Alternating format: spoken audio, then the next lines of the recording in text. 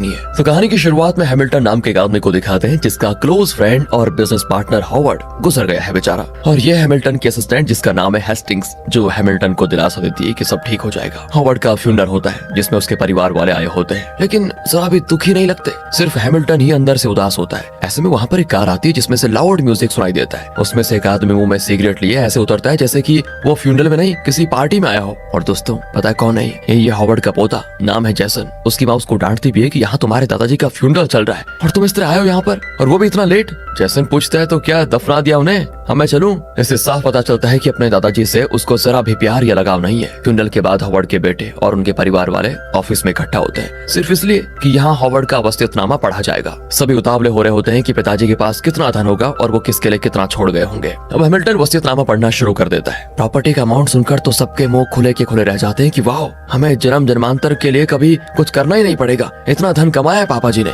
लेकिन वसीयत में ये लिखा होता है कि हॉवर्ड ने अपनी प्रॉपर्टी का ज्यादातर हिस्सा अपने बेटों को नहीं दिया बल्कि एक ट्रस्ट के नाम कर दिया है, और बचा कुचा कुछ उन्होंने अपने 2 बेटों, एक बेटी और एक बहू के नाम किया हुआ है। असल में उनका एक बेटा बहुत पहले चल बसा था, उसी की वाइफ के लिए उन्होंने प्रॉपर्टी का एक हिस्सा दिया है। अब बड़ा बेटा तो उठकर चला जाता है कि इस अमाउंट का मैंने क्या करना है, किसी भिखारी को भीख में दे दीजिए। बेटी के लिए भी वो 10,000 एकड़ की जमीन छोड़ गए थे, लेकिन बेटी भी उसको ठुकरा कर चली जाती है कि 10,000 एकड़ में मैंने कौन सा हल चलाकर खेती करनी है। अगला बेटा भी इसी तरह गुस्से में निकल जाता है क्योंकि उसे भी कोई तगड़ा अमाउंट नहीं मिला होता है। फिर अपनी बहू को यानी जैसन की माँ को हॉवर्ड ने अपना एस्टेट दिया था। जब तक वो जिंदा है उस एस्टेट के मुनाफे से अपना गुजारा कर सकती है और वहाँ पर रह भी सकती है, लेकिन फिर भी वो उस प्रॉपर्टी पर अपना हक नहीं जता सकती क्योंकि वो भी ट्रस्ट को ही बिलोंग करेगा। लेकिन ये देखिए दोस्तों, वो गुस्सा नहीं होती बल्कि उसको तसल्ली होती है कि कम से कम ससुर ने मेरे लिए और मेरे बेटे के लिए इतना तो दिया, वो भी चली जाती है। अब मेरे लिए तो दादाजी ने कुछ छोड़ा ही नहीं, ये सोचकर जैसन भी वहाँ से जाने ही लगता है तो हैमिल्टन उसको बुलाता है। अब हैमिल्टन के पास एक बॉक्स और एक सील क्या हुआ कवर होता है। हैमिल्टन जैसन के सामने उसे खोलता है तो उसके अंदर बॉक्स की चाबी होती है। बॉक्स के अंदर होता है एक वीडियो कैसेट जिससे वो प्ले करता है। जब हॉवर्ड ने वसीयत लिखी थी ना,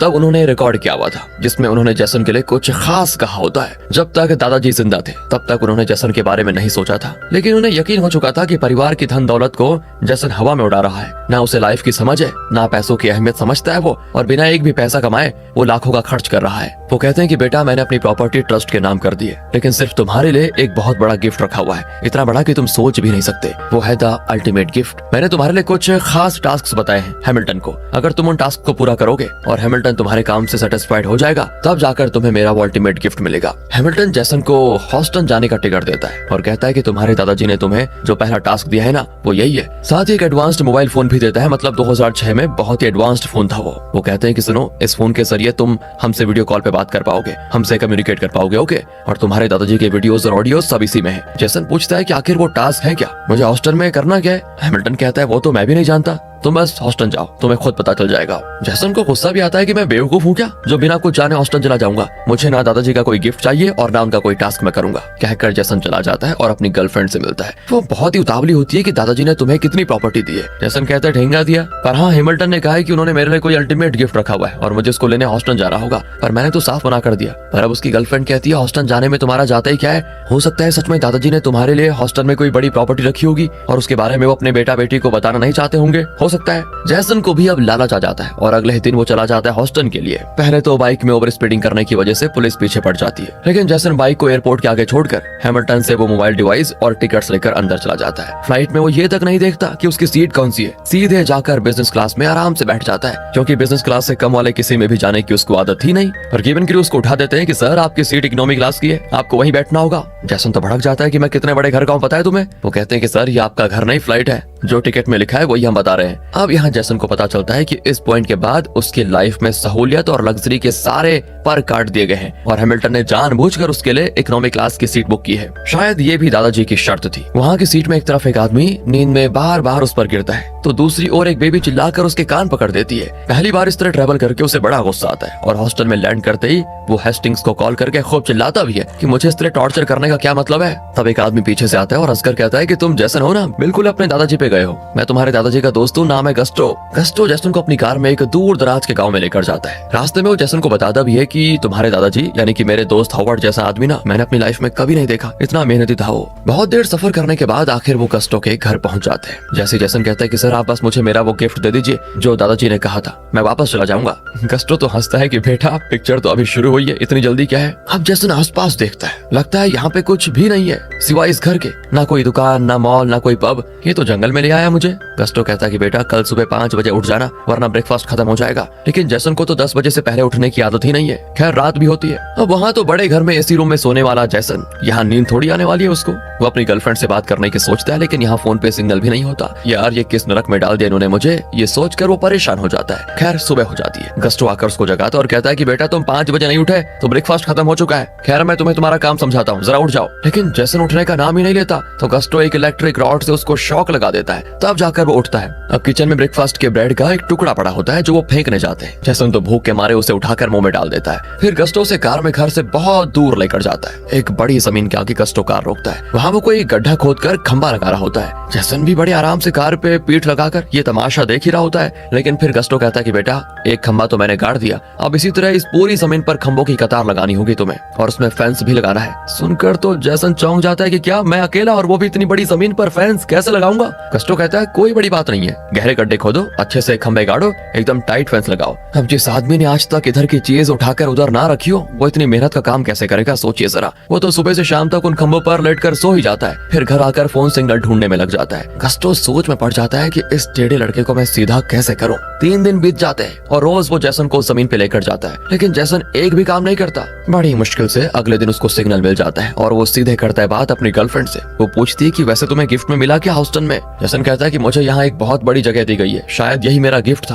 पूछती है बड़ी जगह मतलब कोई मॉल है क्या। जैसन ये कहकर कॉल काट देता है कि मैं लौट कर सब बताऊंगा, अभी बहुत बिजी हूँ प्लीज। जैसन समझ आता है कि अगर यहाँ से निकलना है तो गस्टो जैसा कहेगा वैसा ही करना पड़ेगा। अगले दिन वो 5 बजे से पहले उठ जाता है और ब्रेकफास्ट करके उस जमीन पे पहुंच भी जाता है। पहली बार वो मेहनत का कोई काम करने वाला है। खंबे गाड़ कर जैसे तैसे फेंस लगा देता है लेकिन एकदम ढीला ढाला। गस्टो उसको टेस्ट करने के लिए खंबे पे रस्सी बांधकर कार से उसे खींचता है तो सारे के सारे खंबे नीचे चले जाते हैं। गस्टो कहता है कि बेटा इस तरह से फेंस नहीं बनता, तुम्हें इसे और स्ट्रॉन्ग बनाना होगा। अब जैसन थोड़ी और लगन से उस फेंस को बनाना शुरू कर देता है। लगभग 1 महीना मेहनत करके वो उस फेंस को पूरी तरह से लगा भी देता है। इस बार गस्टो चेक करता है तो वो चीज उसको एकदम परफेक्ट लगती है और यहाँ उसको जैसन की मेहनत साफ नजर आती है। वो कहता है कि बेटा अब तुम लाइफ में कुछ भी करने के लिए तैयार हो, यहाँ पर तुम्हारा टास्क पूरा हुआ। इस तरह वो खुशी खुशी उसे वापस भेजने के लिए एयरपोर्ट आ जाता है। तब वो जैसन को बताता है कि तुम्हारे दादाजी ने मुझे कहा था कि एक दिन मेरा पोता तुम्हारे पास आएगा, उसे तुम ये सिखाना कि मेहनत किसे कहते हैं। मैंने अपनी तरफ से पूरी कोशिश की और तुमने सीख भी लिया कि मेहनत क्या चीज होती है, तुम देखना लाइफ में जरूर सफल बनोगे। कहकर वो जैसन को वहाँ उतार देता है। जैसन पूछता है कि सर आपने जो कहा वो मैंने कर दिया, कम से कम अब तो मुझे वो अल्टीमेट गिफ्ट दे दीजिए। और इस पर गस्टो हंसकर चला जाता है। जैसन की कुछ समझ में नहीं आता। वो वापस आकर हेस्टिंग्स और हैमिल्टन से पूछता है कि क्या है, कहाँ है मेरा गिफ्ट। वो कहते हैं कि तुमने वहाँ मेहनत का पाठ सीख लिया है बेटा, वही है तुम्हारा अल्टीमेट गिफ्ट। तुम्हारे दादाजी ने कहा था कि तुम्हारा हर एक टास्क अपने आप में तुम्हारे लिए गिफ्ट होगा और जब तुम उन सारे गिफ्ट्स को पालोगे तब जाकर तुम्हें उनका वो अल्टीमेट गिफ्ट मिलेगा। अब जैसन को बड़ा गुस्सा आता और कहता है कि ये क्या है, मुझसे नहीं होगा ये सब। हैमिल्टन कहता है कि अगर नहीं होता तो छोड़ दो बेटा, कोई दिक्कत नहीं है। जैसन भी जरा शांत होता है और कहता है कि मैं करूंगा ना सर, लेकिन सारे टास्क करने के बाद मुझे एक बड़ा अमाउंट मिलेगा, है ना। इस तरह वो पैसों के लालच में पूछ रहा होता है तो हैमिल्टन कहता है कि बेटा तुम्हारे दादाजी ने जरूर तुम्हारे लिए कुछ बड़ा ही सोच के रखा होगा। अगर तुम अब आखिर तक कोशिश करना ही चाहते हो तो मैं तुम्हें अगला टास्क देने को तैयार हूँ, वरना यही बात खत्म। जैसन भी कहता है कि ठीक है सर मैं करूंगा। फिर वो अपनी लग्जरी कार लेकर अपने अपार्टमेंट में आ जाता है। नीचे कार को पार्क करके वो अपने फ्लैट में जाता है तो वो एकदम खाली होता है। वो चौंक भी जाता है कि क्या हो गया। नीचे आता है तो उसकी लग्जरी कार भी गायब। फिर पता चलता है कि ये भी दादाजी का एक प्लान था जिसे हैमिल्टन एग्जीक्यूट कर रहा है। अब जैसन को अगला टास्क दिया जाता है। जैसन को एक अच्छे और विश्वसनीय दोस्त को ढूंढना है, बस इतनी सी बात है। वो कहता है कि ओके कल ही ढूंढ लूंगा, कोई बड़ी बात नहीं है। कहकर जैसन चला जाता है और एक बड़े रेस्टोरेंट में अपनी गर्लफ्रेंड से मिलता है। वो फिर पूछती है कि आखिर तुम्हारे दादाजी ने तुम्हारे लिए क्या छोड़ा है। जैसन कहता है कि वो मैं तुम्हें बाद में बताऊंगा, फिलहाल तो मेरे पास रहने को घर नहीं है। वो चौंक जाती है कि तुम्हारा फ्लैट का क्या हो गया। कहता है कि उसका रिनोवेशन चल रहा है ना, क्या कुछ दिनों के लिए मैं तुम्हारे घर रह लूं। इतने में उसका बिल आ जाता है तो जैसन वेटर को अपना क्रेडिट कार्ड देता है लेकिन कार्ड हो जाता है डिक्लाइन। फिर जैसन दूसरा कार्ड देता है तो वो उसको लेकर जाते हैं। इसी बीच जैसन बताता है कि मेरे दादाजी ने मुझसे मेरा फ्लैट भी छीन लिया और मेरी कार भी, अब मेरे पास कुछ नहीं है। और तब वो दूसरा कार्ड भी डिक्लाइन हो जाता है और वो उसको लौटा देते हैं। जैसन की गर्लफ्रेंड समझ जाती है कि इसका तो सब कुछ जब्त हो चुका है, अब इसके साथ रहने से कोई फायदा नहीं। ये सोचकर वो जैसन से गुस्सा होकर चली जाती है। बेचारे के पास बिल तक के पैसे नहीं होते। फिर वो पैसों के लिए अपने दोस्तों को कॉल करता है लेकिन एक भी दोस्त उसका बिल भरने को तैयार नहीं होता। हालांकि पहले तो जैसन ने उनके लिए कॉस्टली गिफ्ट्स, शराब, हर चीज खरीद कर दी थी, वो भी अपने दादाजी के पैसों पर। अब वो रियलाइज करता है कि जो जरूरत पड़ने पर काम आए वही सच्चे दोस्त होते हैं, बाकी तो सब पैसों की मोह माया है। फिर वो अपनी माँ से पैसे मांगने जाता है लेकिन लगता है हैमिल्टन ने उनको भी जैसन को पैसे देने से मना कर दिया। हालांकि वो ना तो इन टास्क के बारे में जानती है और ना ही किसी अल्टीमेट गिफ्ट के बारे में। जब माँ ही मदद नहीं करती तो वो टूट जाता है और अब तो उसका फ्लैट भी नहीं रहा, वो किसी और के गार्डन में जाकर सो जाता है। सुबह वो लोग जैसन को वहाँ से भगा भी देते हैं कि निकल। फिर वो एक पार्क में जाकर एक बेंच पर सोने वाला होता है, लेकिन तब एक भिखारी आकर उससे झगड़ा करने लगता है कि ये मेरी बेंच है। जैसन कहता है कि इस पार्क में ढेरों बेंच है, तुम्हें यही चाहिए क्या? वो कहता है कि हाँ, यही मेरा लकी बेंच है, तो चलो फिर टॉस करते हैं, इधर तुम्हें सोना है या मुझे, क्लियर हो जाएगा। लेकिन टॉस करने के लिए उसके पास एक सिक्का भी तो होना चाहिए, वो भी नहीं होता। तब एक छोटी लड़की आती है और कहती है कि मेरे पास सिक्का है, ये लो टॉस कर लो। लेकिन भिखारी सिक्का लेकर भाग जाता है। वो जैसन से कहती है उसको पकड़ो अंकल, मेरा सिक्का लेकर चला गया हो। जैसन भी कहता है कि उसको जाने दो, कम से कम मुझे बेंच तो मिला। कहकर वो एकदम आलसी आदमी की तरह वहाँ लेट जाता है। इन्हें बात करते हुए देखकर उस लड़की की माँ आ जाती है और कहती है माफ कर दीजिए, मेरी बेटी हर किसी से बात करने लगती है, जरूर आपको तंग कर रही होगी। जैसन कहता है नहीं नहीं ऐसी कोई बात नहीं है। तब अपनी बेटी को लेकर वहाँ से निकल जाती है और जैसन को एक आइडिया आता है कि क्यों ना मैं इस छोटी लड़की को लेकर जाऊं, इसको अपना सच्चा दोस्त बनाऊं, तब तो ये टास्क भी पूरा हो जाएगा। वो उसकी माँ से पूछता है क्या आज एक दिन के लिए आप अपनी बेटी को मेरी दोस्त बनाकर मेरे साथ भेजेंगी? तो वो पहले तो चौंक जाती है कि इस तरह किसी अजनबी के साथ अपनी बेटी को क्यों भेजेगी। वो इनकार करके चली जाती है। ऑफ कोर्स यार, मना करना ही था उसने। कुछ हफ्ते बीतते हैं और इन दिनों में जैसन के पास ना तो घर होता है ना पैसा। वो किसी के गार्डन में सोता है तो कभी किसी के पार्क में। कुत्ता भी उसको चेस करता है। खाना नहीं मिलता तो वो सड़कों पर भटकता रहता है। पर हाँ, इस बीच उसकी गर्लफ्रेंड अपने नए बॉयफ्रेंड के साथ किसी रेस्टोरेंट में बैठी होती है। देखकर जैसन को समझ आ जाता है कि आज तक उसकी लाइफ में एक भी सच्चा दोस्त नहीं था, सब बस उसके पैसों से मतलब रखते थे। और दादाजी के इस प्लान में उसको ये भी सीख मिल जाती है कि सच्चे दोस्त मिलना बड़ा मुश्किल होता है। अब अगले दिन पार्क में उस माँ और बेटी से भिखारी खाना छीन रहा होता है, लेकिन तब जैसन उसके बेंच पे बैठने की एक्टिंग करके उसे वहाँ से भगा देता है। ये सब उन दोनों को काफी फनी लगता है और उस छोटी बच्ची को जैसन पसंद आ जाता है। इस बच्ची का नाम है दोस्तों एमिली और उसकी माँ का नाम है एलेक्सिया। वो जैसन को अपना खाना देती है और तब जैसन उन्हें अपने बारे में सब बताता है। एलेक्सिया तो हैरान रह जाती है कि क्या तुम इतने रईस आदमी के पोते हो। और अब एमिली जैसन की फ्रेंड बनकर उसके साथ जाने के लिए मान जाती है और पूछती है कि बदले में आप हमें क्या दोगे। जैसन कहता है कि मुझे खुद कुछ नहीं पता कि दादाजी ने मेरे लिए क्या छोड़ा है, लेकिन मुझे जो कुछ मिलेगा उसका एक हिस्सा मैं आप दोनों को जरूर दूंगा, प्रॉमिस। एलेक्सिया कहती है कि तुम इस बच्चे की बात को सीरियसली मत लेना, हमें कुछ नहीं चाहिए, लेकिन हाँ हम तुम्हारी मदद जरूर करेंगे। अब जैसन एलेक्सिया और एमिली को लेकर हैमिल्टन के सामने आ जाता है और कहता है कि इस बच्चे का नाम एमिली है और ये मेरी सच्ची दोस्त है। हैमिल्टन एमिली से पूछता है कि क्या सच में तुम इसकी जिगरी दोस्त हो, इसके लिए कुछ भी करोगे तुम? एमिली तो बहुत ही क्यूटली कहती है हाँ दादू, मैं जैसन के लिए कुछ भी करूंगी, प्रॉमिस। उसके जवाब सुनकर हैमिल्टन अपनी स्माइल रोक नहीं पाता और अब हैमिल्टन एकदम सेटिस्फाइड हो जाता है कि चलो एक बच्ची सही, लेकिन एक महीने के अंदर जैसन ने अपने लिए एक सच्ची दोस्त तो ढूंढी। इस तरह जैसन का दूसरा टास्क भी होता है पूरा। फिर जैसन ऑफिस में रखे कुछ फोटोज को देखता है जिसमें उसके दादाजी हॉवर्ड, हैमिल्टन और दूसरे लोग होते हैं। तब हेस्टिंग्स उसे बताती है कि हैमिल्टन और हॉवर्ड कितने क्लोज फ्रेंड्स थे। इतना ही नहीं, जब हैमिल्टन के दोनों किडनीज फेल हुए थे तो हॉवर्ड ने उसको अपना एक किडनी भी डोनेट किया था। इतने क्लोज थे दोनों और बिजनेस में पार्टनर्स भी, और इसीलिए दादाजी को हैमिल्टन पर इतना विश्वास था और इतनी बड़ी प्रॉपर्टी को उन्होंने हैमिल्टन के भरोसे छोड़ दिया। फिर दादाजी का अगला वीडियो प्ले किया जाता है। जैसन ने जो गस्टो की जमीन पर फेंस लगाने का काम पूरा किया था ना, उसके लिए जैसन को एक छोटी रकम दी जाती है और तब दादाजी वीडियो में कहते हैं कि तुमने मेरे दोस्त गस्टो के लिए जो काम किया उसकी ये सैलरी है। अब तुम्हें पता चल गया होगा कि रकम को कमाने के लिए कितनी मेहनत करनी पड़ती है। ये सब बिना जाने तुम इतने दिन किसी तरह पैसों को पानी की तरह बहा रहे थे। उसकी लिस्ट है मेरे पास। वैसे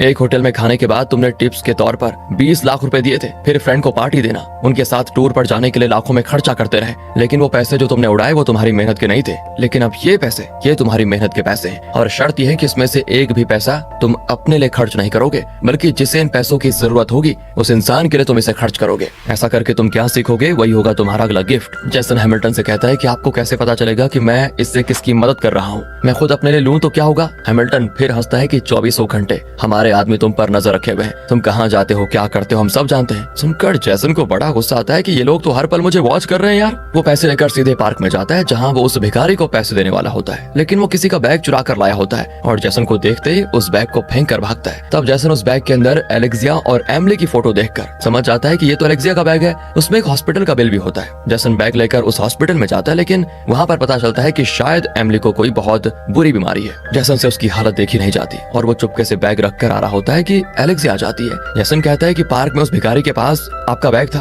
उसी को लौटाने आया था मैं। वैसे एमिली को क्या हो गया है? और तब वो बताती है कि एमिली को कैंसर है और डॉक्टर ने बोन मैरो ट्रांसप्लांट ट्राई किया था, लेकिन कोई फायदा नहीं हुआ। वो बहुत दुखी होती है अपनी बच्ची के लिए और लाइफ में पहली बार जैसन किसी दूसरे की फीलिंग्स को समझता है, उनके लिए सहानुभूति महसूस करता है। वो अपने पैसे इन्हीं को देने का फैसला करता है क्योंकि यहाँ ट्रीटमेंट के लिए $1600 चाहिए होते हैं, जो कि एलेक्सिया के पास नहीं है। तब जैसन कहता है कि मैं वो बिल भर देता हूँ, आप फिक्र मत कीजिए। लेकिन एलेक्सिया कहती है अगर तुम्हें इतनी बड़ी रकम मिली है तो जरूर ये भी तुम्हारे दादाजी का दिया हुआ कोई टास्क होगा। आगे से अपने टास्क के लिए मेरी बेटी का इस्तेमाल मत करना, मुझे नहीं चाहिए तुम्हारे पैसे। सुनकर जैसन को बुरा भी लग जाता है यार और वो नीचे आ जाता है। तब रिसेप्शन के पास एक आदमी न्यूज़पेपर खोलकर अपना मुंह छुपाकर बैठा होता है। जैसन समझ जाता है कि ये पक्का मुझ पर नजर रखने वालों में से कोई होगा। वो पेपर हटाकर कहता है कि तुम ये देखने बैठे हो ना कि मैं इन पैसों को कैसे खर्च करता हूँ, राइट? एलेक्सिया को $1600 की जरूरत है, इसमें $1500 है। तुम एक काम करो, अपनी जेब से $100 डालो और एलेक्सिया का बिल भर दो और हैमिल्टन से कह देना कि मैं मेहनत से वो $100 वापस दे दूंगा। और उसी दिन वो न जाने कैसे और पता नहीं कहां से $100 कमाकर हैमिल्टन के आगे डाल देता है, और वो भी चिल्लर में। अब हैमिल्टन को समझ में नहीं आता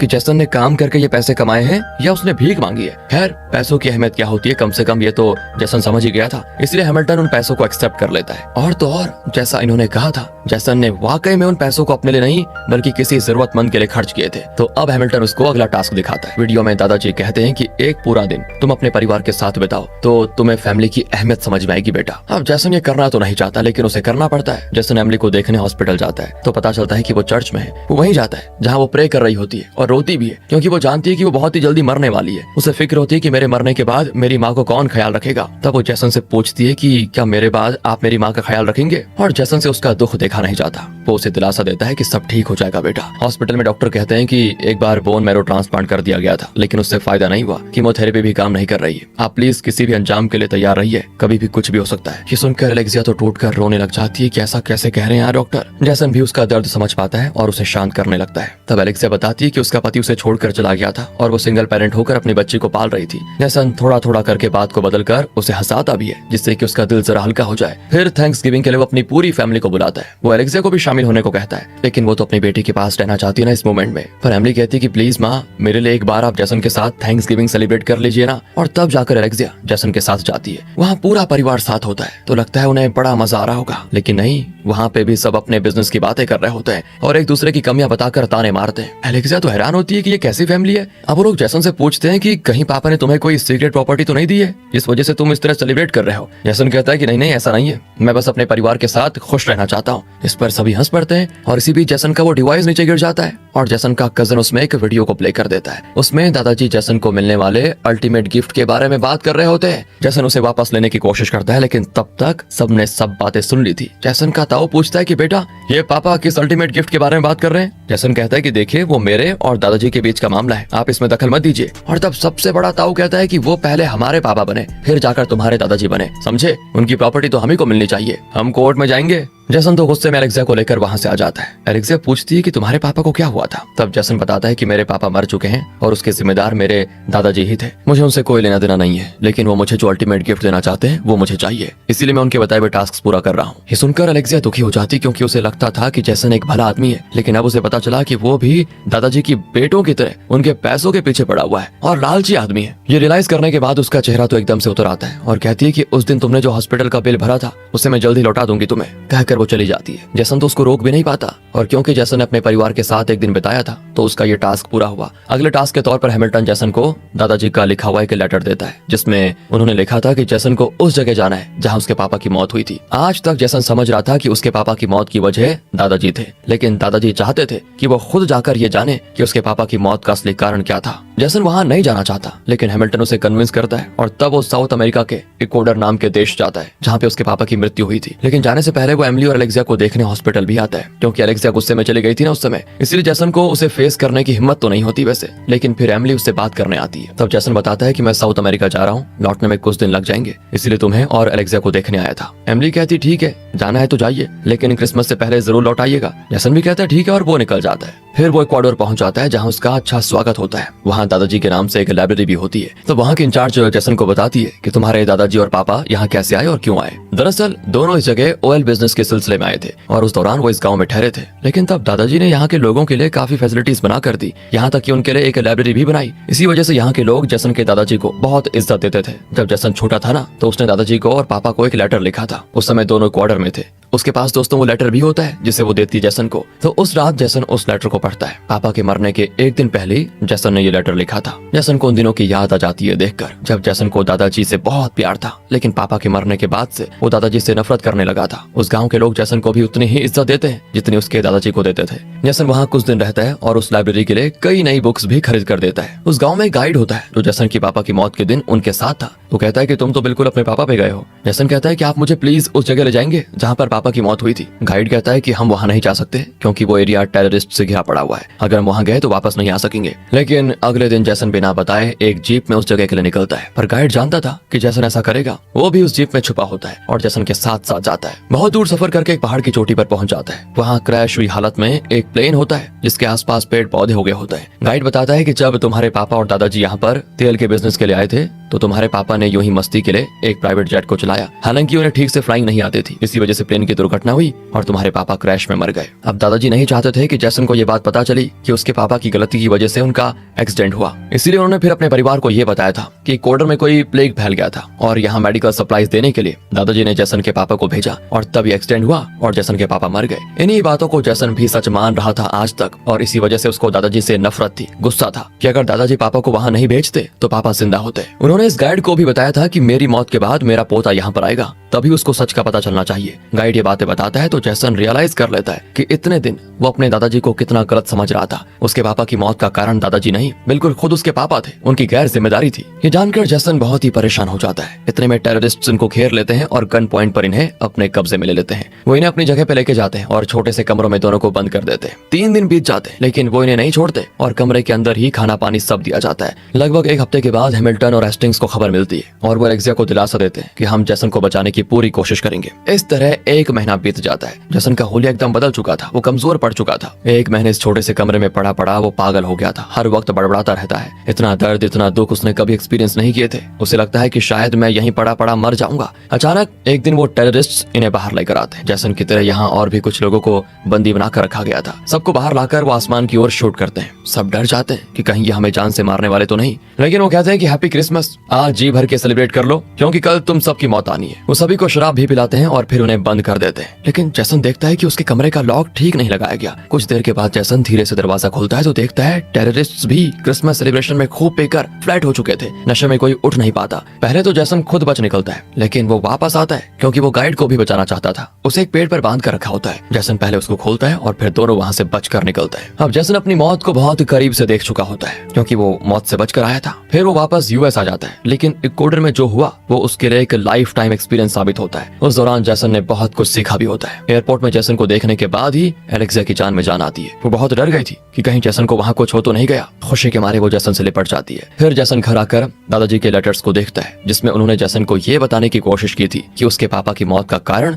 दादाजी नहीं थे। बहुत इमोशनल होकर उन्होंने ये लेटर्स लिखे थे लेकिन जैसन को उनसे जो नफरत थी उस वजह से उसने अब तक वो लेटर खोलकर पढ़े भी नहीं थे। लेकिन अब सच जानकर वो उन लेटर्स को पढ़ता है। वो समझ पाता है कि दादाजी अपने बेटे को खोकर कितने दुखी में थे लेकिन उस दुख को भुलाकर अपने पोते की खातिर उन्होंने क्या क्या किया। अब ये पढ़कर जैसन बहुत इमोशनल हो जाता है कि जिस आदमी ने मेरे लिए इतना कुछ सोचा उनसे मैं नफरत करता रहा, बताओ। और तो और जैसन जो बहुत ही गैर जिम्मेदार इंसान था, उसे इस तरह के लाइफ एक्सपीरियंसेस मिले हैं तो उसका क्रेडिट दादाजी को ही दिया जाता है। और दोस्तों ये सारे एक्सपीरियंसेस जरूर जैसन के लिए बड़े से एक बड़े गिफ्ट से कम नहीं है। उसके अंदर ऐसा बदलाव देखकर हैमिल्टन को भी बहुत खुशी होती है और वो भी इमोशनल सा हो जाता है। उसे इस बात की खुशी होती है कि उसके दोस्त ने उसे जो काम दिया था उससे वो बखूबी निभा पाया। फिर जैसन एमिली को देखने आता है क्योंकि उसने कहा था ना क्रिसमस से पहले आ जाना, लेकिन जैसन तो क्रिसमस के अगले दिन ही पहुंच पाया। वो डांटती कि मैंने क्या कहा था आपसे, क्रिसमस से पहले आने को कहा था ना, अब क्यों आए आप। तो जैसन उसको कोई टॉय देकर शांत करने की कोशिश करता है लेकिन वो कहती है कि मुझे टॉय नहीं चाहिए, मुझे हॉर्स राइडिंग करने का मन कर रहा है। वो बड़े चाव से पूछती है तो जैसन तुरंत हैमिल्टन को कॉल करके पूछता है कि दादाजी का प्राइवेट जेट है क्या, मुझे रेंट पे दे दीजिए,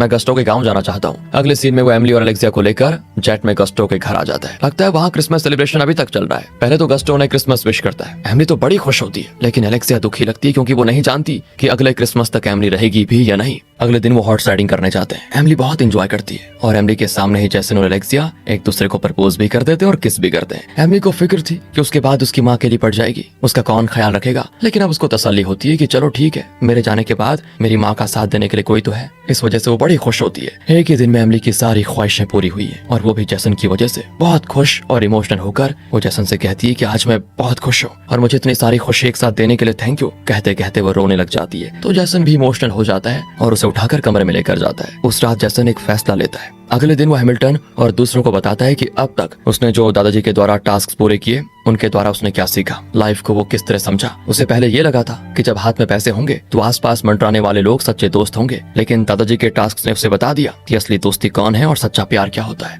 वो यही कहते हैं। अब मेरी समझ में आ गया कि ये सारे टास्क देकर, इतने सारे एक्सपीरियंसेस देकर, लाइफ लेसन देकर दादाजी ने मुझे सच में अल्टीमेट गिफ्ट दिया है। यही है मेरा अल्टीमेट गिफ्ट। उसकी बातें और उसमें बसी हुई मैच्योरिटी और सुलझी हुई सोच देखकर हैमिल्टन ही नहीं बाकी लोग भी हैरान हो जाते हैं। हैमिल्टन कहता है कि बेटा तुम 5 मिनट बाहर वेट करो, मैं तुम्हें बुलाऊंगा। उसके बाद जैसन बाहर चला जाता है। अंदर ये लोग कुछ डिस्कस करते हैं और फिर जैसन को बुलाते हैं। हैमिल्टन बहुत इमोशनल होकर कहता है कि शुरू में तुम्हें टास्क देते हुए हमें शक था कि तुम इन टास्क को पूरा करने के काबिल हो भी या नहीं, लेकिन हमने एक्सपेक्ट नहीं किया था कि तुम इस कदर बदल जाओगे। और जैसा तुम्हारे दादाजी ने तुम्हें बदलने की कोशिश की थी, तुम उसी तरह के अच्छे इंसान बन गए हो। बेटा अब दादाजी के दिए हुए सारे टास्क पूरे हो चुके हैं जिन्हें तुमने बखूबी कर दिखाया, और इसके लिए तुम्हें जो अल्टीमेट गिफ्ट मिलने वाला है वो जानते हो क्या है? $100 मिलियन। तुम जीत गए बेटा। लेकिन अब जैसन को लगता है कि उसे ये पैसे नहीं चाहिए। वो फैसला करके आया था कि लाइफ में पैसे नहीं, अनुभव, सच्ची दोस्ती, सच्चे रिश्ते सब इंपॉर्टेंट होते हैं। लेकिन ये लोग उसको पैसे देकर फिर से बदलना चाहते हैं। लेकिन तब हेस्टिंग्स भी कहती है कि तुम्हें इस माइंडसेट के साथ देखकर हम सबको बड़ी खुशी हुई है। पैसे बुरे नहीं होते, बस उसे इस्तेमाल करने वाले इंसान अच्छे या बुरे होते हैं। तुम अच्छे हो, इसीलिए हमें पता है कि तुम इन पैसों का भी अच्छा और सही इस्तेमाल करोगे, इसीलिए इनको ले लो और वो सब करो जो तुम करना चाहते हो। लाइफ में आगे बढ़ो और दूसरों को भी अपने साथ लेकर चलो। उसके प्रोत्साहन से जैसन वो चाय कर ले लेता है और वापस अपने अपार्टमेंट की ओर आने लग जाता है। अब वो किसी बिल्डिंग का प्लान बना रहा होता है, तब उसकी एक्स गर्लफ्रेंड उससे मिलने आती है। वो जान चुकी थी कि अब जैसन के पास फिर से पैसे आ चुके हैं, इसीलिए वो उसके साथ क्लोज होने की कोशिश करती है। पहले की बात होती तो जैसन को बड़ा गुस्सा आता अपनी एक्स गर्लफ्रेंड पर, लेकिन अब वो गुस्सा नहीं होता और ना ही रिएक्ट करता है, उसे इग्नोर कर देता है। जैसे कि अब ना जैसन को इससे प्यार है और ना नफरत। वो जैसन के लिए एक अजनबी लड़की है, बस इतना। तो अगले सीन में वो एक बिल्डिंग का प्लान बनाता है और मीटिंग में प्रेजेंट करता है। वहाँ हैमिल्टन, हेस्टिंग्स, एलेक्सिया सभी होते हैं। कुछ इन्वेस्टर्स भी बैठे होते हैं। असल में जैसन ने किसी बिजनेस के लिए इस बिल्डिंग का प्लान नहीं बनाया था, बल्कि ये एक एमिली होम नाम से एक हॉस्पिटल होगा जिसमें एमिली जैसी बच्चों का ट्रीटमेंट होगा, वो भी फ्री में। इस प्रोजेक्ट का कॉस्ट होगा $350 मिलियन और वो कहता है कि मैं 100 मिलियन इन्वेस्ट करूंगा, बाकी के 250 मिलियन के लिए मुझे इन्वेस्टर्स चाहिए। सुनकर तो हैमिल्टन जरा चौंक जाता है, क्योंकि उसने जैसन को अपने बिजनेस के लिए 100 मिलियन दिए थे, लेकिन वो उसका एक भी पैसा अपने लिए खर्च नहीं करने वाला, बल्कि बच्चों के लिए फ्री हॉस्पिटल बनाने जा रहा है। जैसन के बारे में सुनकर बहुत प्राउड फील करता है वो, क्योंकि दादाजी ने जैसन के लिए जो कुछ सोचा था, जैसन तो उससे कई ज्यादा अच्छे दिल वाला इंसान निकल गया। तब वो जैसन से कहता है कि मैं तुम्हारे दादाजी के ट्रस्ट से भी इस हॉस्पिटल में इन्वेस्ट करूंगा। और तब एलेक्सिया को एक कॉल आता है, जिसके बाद वो टेंशन में बाहर जाती है। जैसन भी उसके पीछे जाता है और तब पता चलता है कि एमिली चल बसी। दोनों टूट जाते हैं बेचारे। कुछ महीने के बाद दिखाते हैं कि एमिली होम हॉस्पिटल की नींव का पत्थर रखा जाता है। हैमिल्टन जैसन से कहता है कि अगर तुम्हारे दादाजी जिंदा होते तो तुम में ऐसा बदलाव देखकर बहुत खुश होते, बहुत ही प्राउड फील करते। पर मैं तुम्हें एक इंपॉर्टेंट चीज दिखाना चाहता हूँ, जब वक्त मिले तो मेरे ऑफिस आ जाना, कहकर वो चला जाता है। जैसन भी हैमिल्टन से मिलने जाता है और वहाँ वो जैसन को एक वीडियो फुटेज प्ले करके दिखाता है। उस दिन एमिली की ट्रीटमेंट के लिए जैसन को $1600 की जरूरत थी, लेकिन उसके पास सिर्फ $1500 थे। उसने कहा था कि $100 हैमिल्टन से ले लेना, मैं बाद में हैमिल्टन को दे दूंगा। उसी शाम जैसन ने $100 हैमिल्टन को लौटाए, और वो भी चिल्लर में। जैसन ने वो पैसे कैसे जोड़े उसकी हैमिल्टन ने वीडियो बनाई थी, क्योंकि उस वक्त जैसन को वो 24 घंटे मॉनिटर कर रहा था। यही वीडियो है जो वो जैसन के लिए प्ले करता है। उसमें जैसन आते जाते लोगों से पैसे मांगता है, न्यूज़पेपर बेचता है, छोटे छोटे पौधे बेचता है, और इस तरह उसने वो $100 कमाए थे। ये देखकर दोनों हंस भी पड़ते हैं और आखिर में जैसन को वो उस कमरे में लेकर जाता है जहाँ बैठकर दादाजी ने अपनी वीडियोस रिकॉर्ड की थी। उस कमरे में जाकर जैसन को ऐसा फील होता है जैसे उसके दादाजी यहीं पर हैं, उसके साथ। उस वीडियो में दादाजी कहते हैं कि अगर ये वीडियो प्ले किया जा रहा है तो इसका मतलब यह है कि मुझे अपने पोते से जो उम्मीद थी वो उससे कई ज्यादा अचीव कर चुका है और अपने दादाजी को प्राउड फील बना चुका है। और बेटा अब तक तुम भी मेरे बारे में समझ गए होंगे कि मैं तुमसे कितना प्यार करता था। तुमने मेरे लेटर्स भी पढ़ लिए होंगे और समझ गए होंगे कि तुम्हारे पापा की मौत का कारण मैं नहीं हूँ। मैंने तुम्हें जो 100 मिलियन दिए थे उसे तुमने अपने लिए खर्च ना करके दूसरों की भलाई के लिए खर्च किए होंगे, इसलिए तुम ये आखिरी वीडियो देख पा रहे हो। और मुझे यकीन हो गया है कि मैं लोगों के भलाई के लिए जो अच्छे काम कर रहा था और मेरी जगह पे मेरा पोता करेगा। And I am proud of you my dear son Jason, good bye बेटा। इस तरह बहुत ही इमोशनल एंड होता है दादाजी की आखिरी वीडियो का। जैसन इमोशनल होकर रो भी देता है और तब हैमिल्टन कहता है कि बेटा ये अंत नहीं है, कहकर वो बॉक्स में से एक और वसीयत निकाल कर पढ़ता है। उसके अनुसार दादाजी की कंपनी के तहत लगभग 2000 करोड़ की प्रॉपर्टी है जिसे उन्होंने जैसन के नाम कर लिया था, और अब हैमिल्टन ने उस पूरी प्रॉपर्टी की जिम्मेदारी जैसन को दे दी है। जैसन तो एकदम हिल जाता है। सो मिस्टर जैसन, अब तुम ही हो इस कंपनी और अपने दादाजी की इस पूरी प्रॉपर्टी के ओनर और इस कंपनी के डायरेक्टर। इस दिन के इंतजार में इतने साल इस जिम्मेदारी को निभाता रहा मैं, और अब मैं खुश हूँ कि ये कंपनी और इससे जुड़े हुए ट्रस्ट तुम जैसे काबिल और अच्छे इंसान के हाथ में जा रहे हैं। तब हेस्टिंग्स हैमिल्टन से पूछती है कि आगे का क्या प्लान है। हैमिल्टन कहता है कि और क्या, अब हम दोनों कहीं वेकेशन पे जाके मस्त एंजॉय करेंगे। लगता है दोस्तों इन दोनों के बीच एक लव स्टोरी चल रही है। यहाँ जैसन अपने अपार्टमेंट के नीचे अकेला बैठा होता है, तब एलेक्सिया आती है और दोनों बैठकर मजे से बातें कर रहे होते हैं। आखिर में किस भी करते हैं। जाते हैं और इसी हैप्पी एंडिंग के साथ ये मूवी यहाँ पर खत्म होती है। रुकिए, वैसे मूवी दोस्तों 3 पार्ट्स में, the ultimate gift, the ultimate life and the ultimate legacy, तीनों बढ़िया मूवीज हैं। पार्ट 1 यहाँ हम देख चुके हैं। पार्ट 2 यानी द अल्टीमेट लाइफ में ये बताया गया कि दादाजी ने किस तरह एक मजदूर के रूप में लाइफ की शुरुआत की और फिर अपनी कड़ी मेहनत और लगन से इस बिजनेस साम्राज्य की स्थापना की। ये बहुत ही मोटिवेशनल कहानी है वैसे। और पार्ट 3 द अल्टीमेट लेगेसी, ये भी बहुत ही बढ़िया और मोटिवेटिंग मूवी है। हम बाकी के 2 पार्ट्स भी लाना तो चाहते हैं, लेकिन आप देखना पसंद करोगे या नहीं ये कमेंट्स में बताइए। और जितने ज्यादा कमेंट रिक्वेस्ट्स होंगे उन्हीं के आधार पर हम डिसाइड कर पाएंगे कि 2 पार्ट्स आगे के लाने हैं या फिर नहीं। वेल, अगर आपको वीडियो अच्छी लगी हो, स्टोरी अच्छी लगी हो तो भाई लाइक कर दीजिए, चैनल को सब्सक्राइब भी ध्यान रखिए।